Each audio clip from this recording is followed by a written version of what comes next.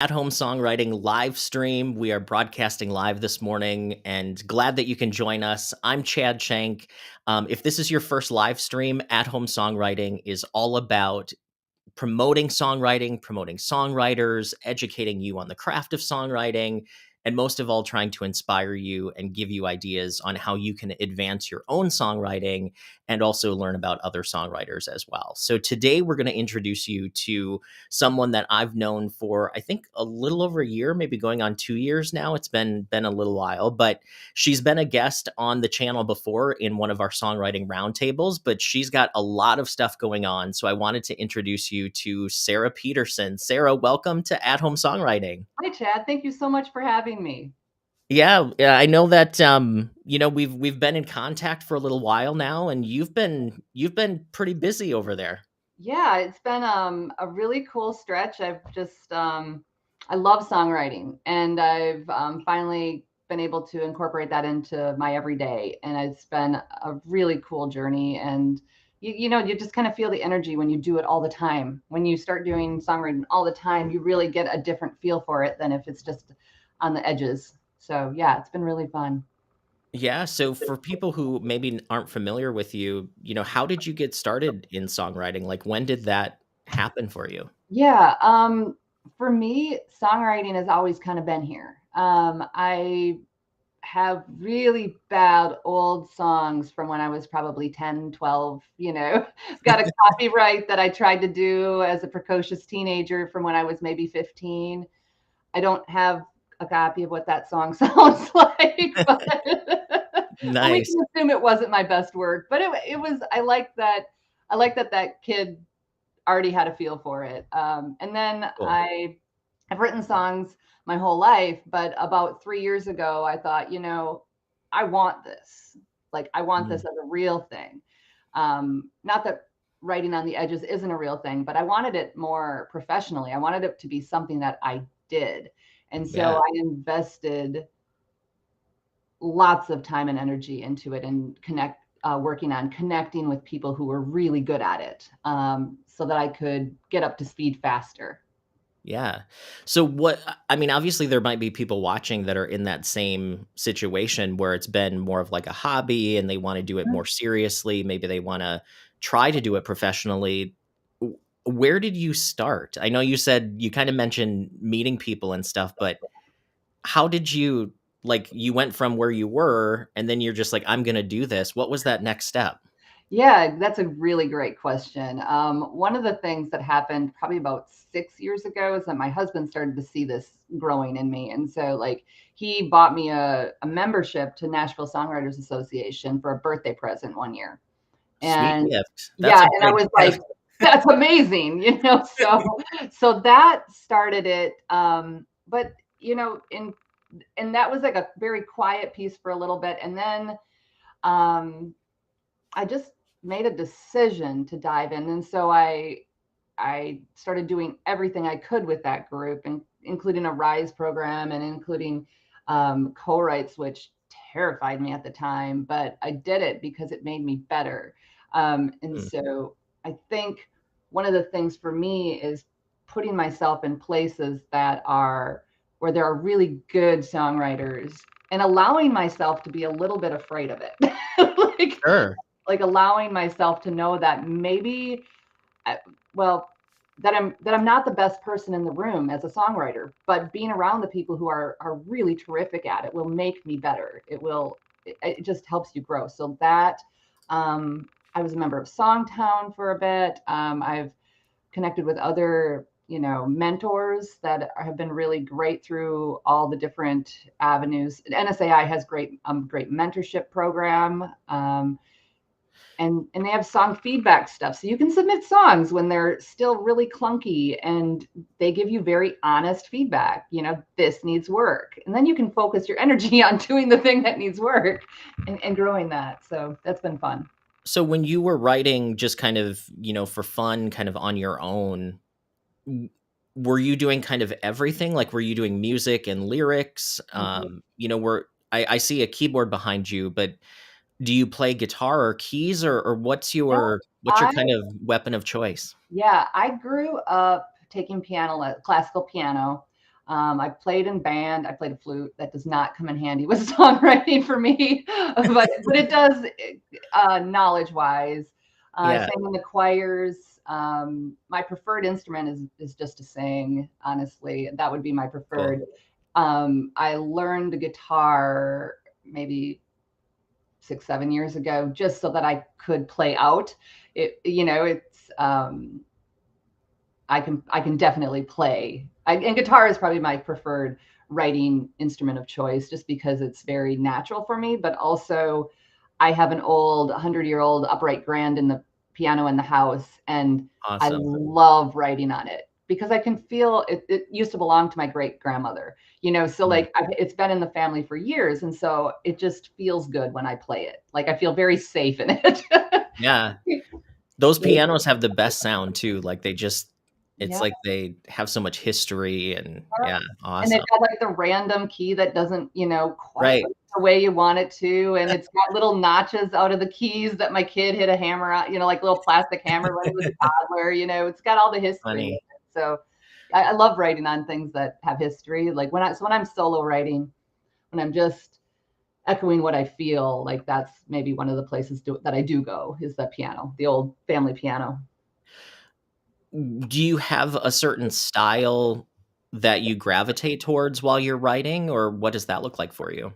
When I solo write, I tend to lean more folk, Americana, country, because that's just where my roots are. Yeah. Uh, but but it really depends on what I'm doing. I mean, I like rock songs too, and I really like music in general, and I love lyrics. So like, I was stuck in a traffic jam once in the cities and wrote a really cool rock song, Cool. like just banging on my steering wheel, hanging out, and it felt real and authentic because of it was written in a very authentic mood. I just Yeah. went with it, and I still like the song. So So I do see we have folks watching. So if you have questions for Sarah too, put it in the chat. It will show up for us, and we can answer any of those questions. So just kind of throwing that out there. I want to know what that was like once you said, "I'm going to start co-writing." You mhm, said you were scared, or that was terrifying. I think that it's scary for everybody at mhm. first, right? So how did you dive into that? Okay, well, the NSAI that I mentioned before, the RISE program that happened right at the beginning of COVID. So I haven't been co-writing a terrifically long time. This was probably March, April of 2020, and it was a virtual thing. And so we went on, and it was a 5-week thing, and I'd never co-written in my life. And they said, well, we're going to pair you with a co-writer. And I said, okay. And they're like, and in 2 weeks, you're going to present the song, like done, everything, whatever. And I was like, oh, dear Lord. And so, but we went into it, and one of my best songwriting friends now, like we co-write whenever we can. JAHNAVI Goldstein, she's from Nashville. We write all the time now, whenever we get the opportunity, and we have I think we're really strong co-writers. But I trusted her early. Yeah, built a team, Cool. and there were several other people like that where you just got to let yourself be vulnerable. You have to walk into the room, you have to be willing to share, and you have to be not attached to everything.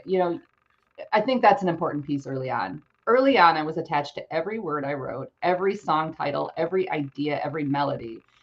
Hmm. And in the progression of the last 4 years, I'm not attached to anything. I mean, that's not true. There are things I'm attached to, but I don't bring them into the writing room.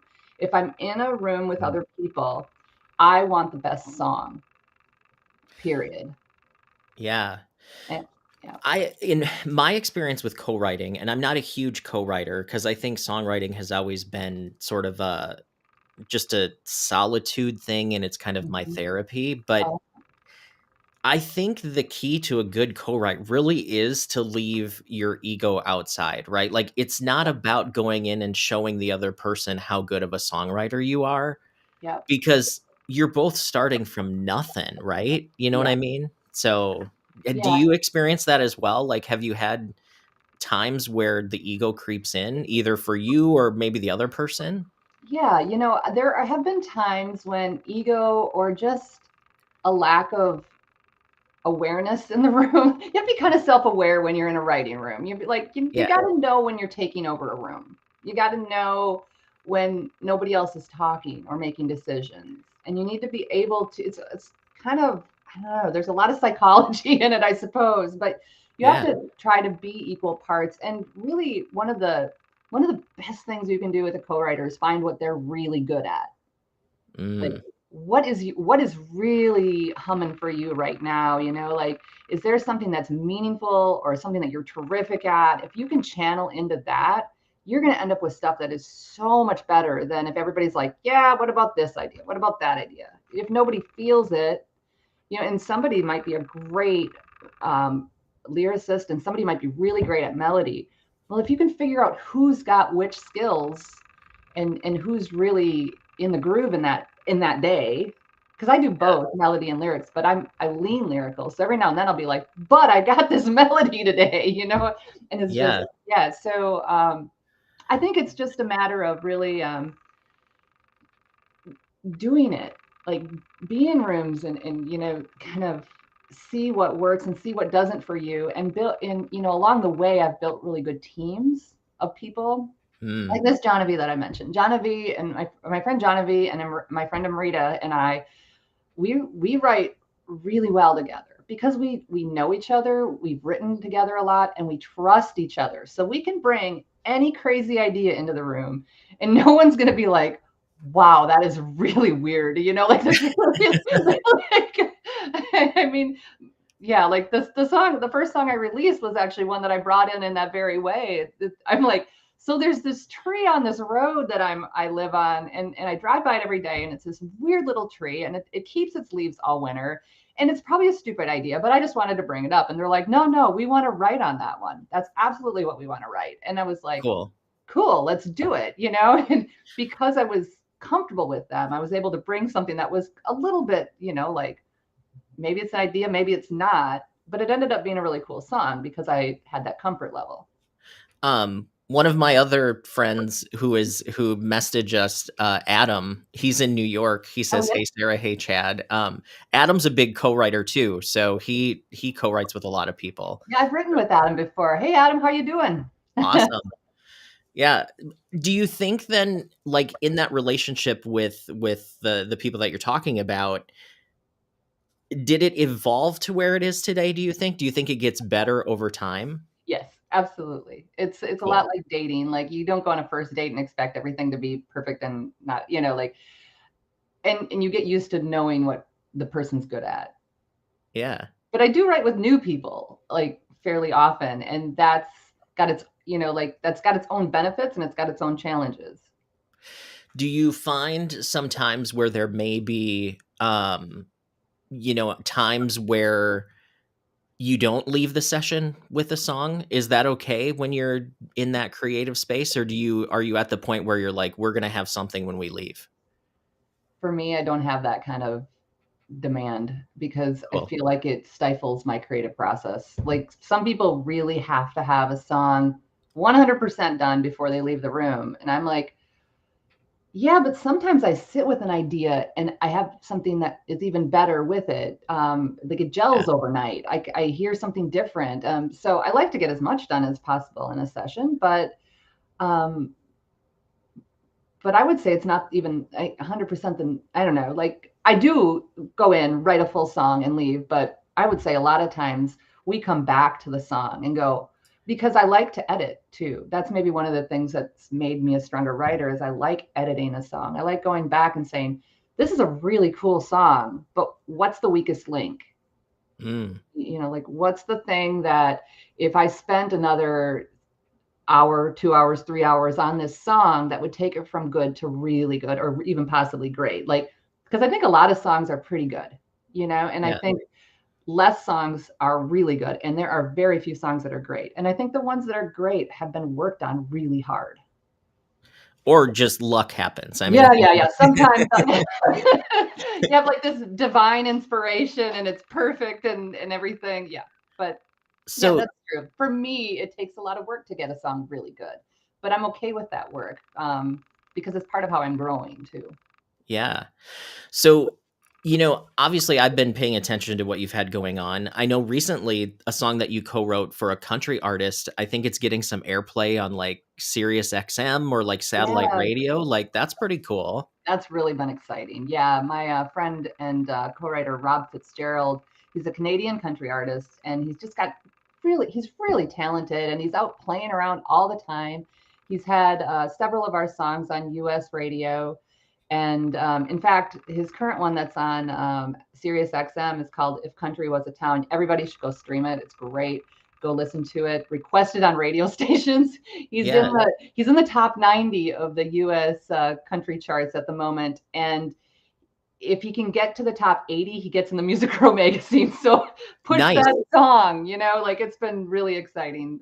But yeah, it's he's That's been really awesome. fun to watch because his career's been building, and I've been writing with him for long enough now where when he has an idea, he reaches out.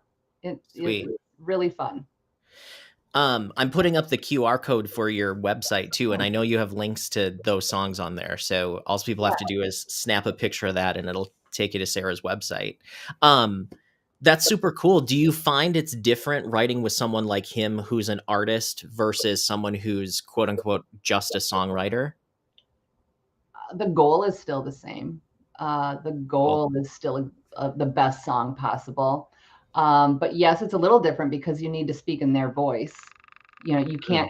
can't write a country pop song for somebody that's more traditional country. Like you have to find where they're at, and there are words that you can use in those scenarios that are different. Like you have to know what you're aiming for. But a lot of times when you're working with an artist, like they're like, no, I wouldn't say it that way. And so you shift it around a little bit because you want the songs to be authentic and meaningful and just really good. And I think that's the same with any song, but with an artist, it's even more so because they're it's something they're potentially putting out in the world. It has to mean something to them. It has to be right for them. How many songs have you written with him? Oh, I think we've written maybe 5 or 6, and I think 4 or 5 of them have been put out in one way or another. I think 3 maybe on radio. Yeah, like we don't write super often, but when we do, we write with real intention, and that's been really Sweet. fun. Cool.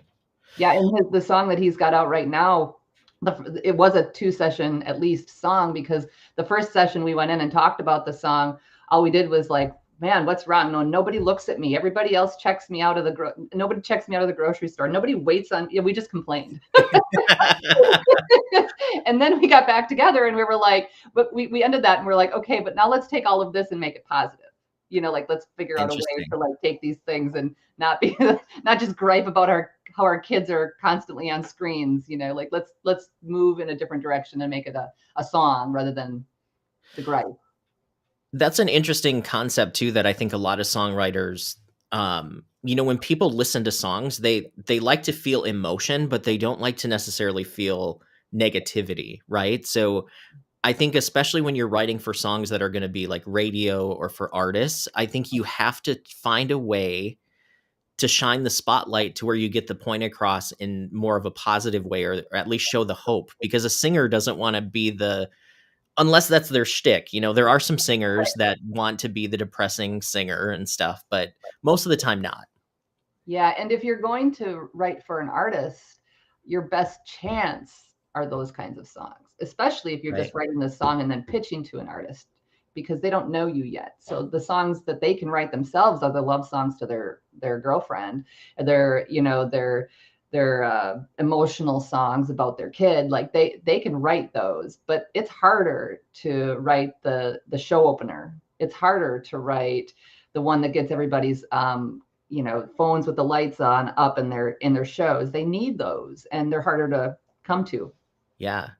So now you've gone from songwriter to artist yourself. How has that been?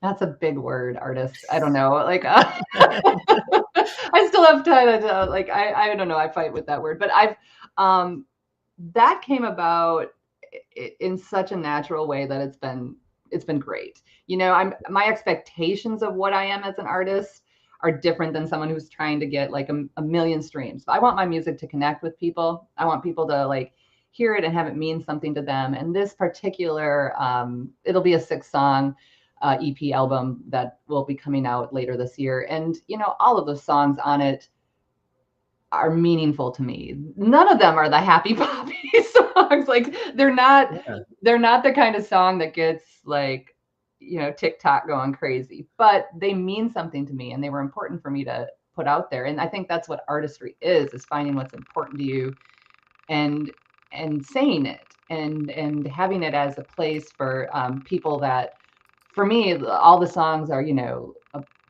about, not about the easy stuff. They're maybe about the harder things and like making it through and being okay and knowing that messy bit of life, that's just part of life too. And it's okay, Cool.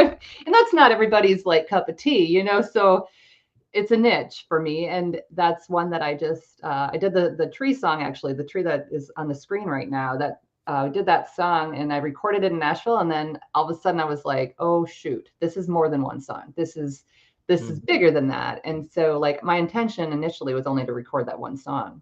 But the second I did it, I was like, oh, there's a project here. And so I pulled Cool. in 4 songs and then we wrote one more. And then, yeah, so it's been an interesting journey. Like it's a lot to figure out what artists do. I have a deep respect for artists that are doing this grind every day.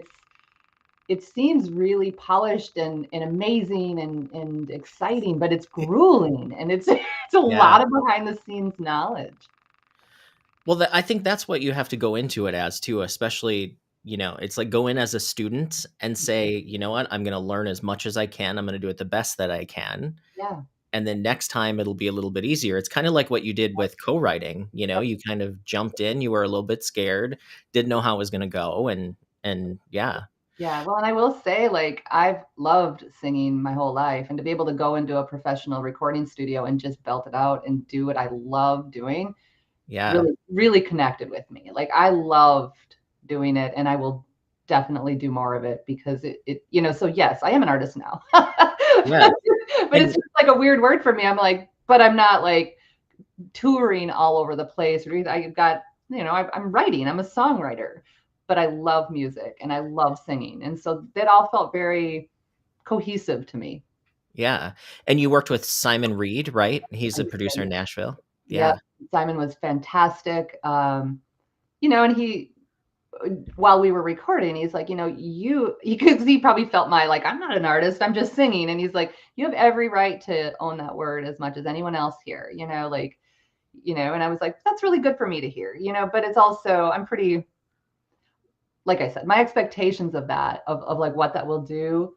Um, I have, I want it to be out there. I mean, it's reached people in somewhere Yeah. over 50 odd countries. When I look at my Spotify artists, like different people in different places of the world, I'm like, that's Yeah. amazing. Like there's somebody in Turkey that listened to my song, and I think that's so cool. you know? Plus plus didn't the It's Just a Tree, wasn't it a finalist in one of the big songwriting Yeah. contests too? Yeah, that was really a neat thing. The John Lennon Songwriting Contest happened. They do it twice a year, and they get Awesome. thousands of entries, and they pick 4 people at the top of it, 3 finalists and a grand prize winner. And I ended up as one of the 3 finalists. And Amazing. I just, in the folk category, from what I understand, is pretty hotly contested. And I'm just like, it's a tight, hard thing. And I kind of screamed when I saw that the song was on there. And to have it be the first song I ever released as an artist was meaningful. Awesome. Well, it sounds, I mean, your project for a first project sounds amazing. Like I think the way that he produced it captures what you were looking to do. I think it's an easy listen, I think. I think it's Thank great you. work.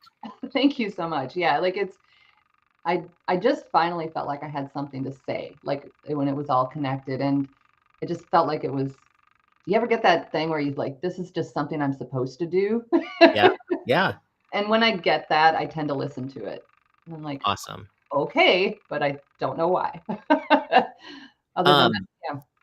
So there's two singles out right now. It's just a tree, and then there's one other one. I'm gonna blank on the title. It's called You're Never Far. It was written for someone in our community who had lost a son to childhood cancer. So it's like I said, it's not the happy upbeat song, but it's a meaningful song to me, and it connects with I wanted songs for people who needed them. I wanted songs for people who were in hard places that maybe needed something so that they didn't feel so alone. And so, yeah, that's the second one that I put out. Thanks, Paul. Paul says, yeah, I appreciate that. I love the song. I'd probably sing it if nobody liked it. He says the new song is great too. Oh, thank you, Paul. That's so nice. I love that. Yeah, and so like with that one, it was a very pocketed song for a specific reason. And it's like I said, it's not like the happy, like joyful pop, but it's just a sad song, but it's a connected song, and I think it's a meaningful song. And so I was happy to be able to do that, and to the young man's name was Caleb, and now he gets to exist in this, and I think that that's really powerful, and it's really cool. What I love about what you're saying is something that I hope more independent songwriters do, is write from real things in their life, right? Like, a lot of people write, love songs. I write a ton of love songs. A lot of them are just completely fictional. Yep. But I think the most interesting songs are the ones where you actually tap into something that has happened. And I hope more people are brave enough to look at things close and kind of share that. I think that's one of my missions over the next, with this channel, and sort of what I'm doing is try to promote like that real stuff, because the world does need to hear and experience those things for sure. Yeah, it's funny because when you do put something real like that, the responses that you get are very connected. Like the people who have reached out to me about either of these songs so far, I feel very connected to them. Like, Awesome. and I don't know them. They're usually on social media somewhere. Like it's just, but it feels like it hit a space for them that it was a need filled, and I love that. What's this? Hazeline says, if you want to write for others, do you think we should be more technique minded as how to convey the emotion of what they want to say? Hazeline, do you mean kind of, if you're writing with an artist, do you want to go with kind of the emotion, or are you talking about just in general, where if you're in a session, are you thinking technique before emotion, or kind of, I guess, yeah, like, maybe that's the question. There's a bit for song structure, if that's what you're talking about, and then there's a bit for emotion. I think both play in really strongly. I mean, you have to know what you're writing towards. If that's what you're asking him, go ahead and okay. Yeah. So there is song structure, and that is important, but so much of the time nowadays, those song structures, if you know them and you know what you're doing and you make a choice to go a different direction, I mean, that's a choice. There are so many songs, especially in the country market, where the second verse doesn't sound anything like the first verse anymore, and pop particularly right now. Like they change things up with intention and reason. Like you have to know why you're doing it. But but emotion will always play in my book. Like if I don't feel anything from what you wrote, then it's never going to do it, and it's not going to be a song I come back to. Like whether that's really happy and excited and jumping around in my kitchen, or if it's crying in the corner, whatever it is, if you need to connect it with a real emotion. And I think the emotion is probably central. Like feel that first and then go from there, whatever mood or emotion you want, and then be bold about it. Go all in on whatever you're trying to say. I love that you said it's about intention and like doing it for a reason. I think that's exactly it. It's kind of like, don't just break the rules to break the rules. Like, know why you're breaking the rules, and is there a reason why? And obviously there are no rules, but you know what I'm saying? Mm-hmm.